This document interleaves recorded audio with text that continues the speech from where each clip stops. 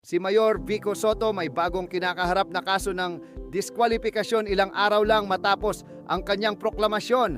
Ano ang ibig sabihin nito para sa liderato ng lungsod? Tara, alamin natin.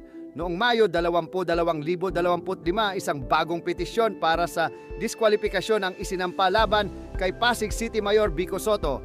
Isang linggo lang matapos siyang opisyal na maiproklama bilang nanalong alkalde. Kinumpirma mismo ng chairman ng Commission on Elections na si George Erwin Garcia ang pagkakapasa ng kaso, ngunit hindi pa idinitalye kung ano ang mga batayan ng reklamo. Ang bagong kasong ito ay tila dagdag pa sa mga hamon sa pamumuno ni Soto na kilala sa kanyang advokasya para sa malinis, tapat at makabagot makapasig na pamahalaan. Matinding epekto ang maaaring idulot ng kasong ito sa politika ng Pasig at sa nalalapit pang mga halalan sa lungsod. Ano ang masasabi mo sa bagong kasong ito laban kay Mayor Vico Soto? Sa tingin mo ba ay maaapektuhan ang kanyang pamumuno sa Pasig?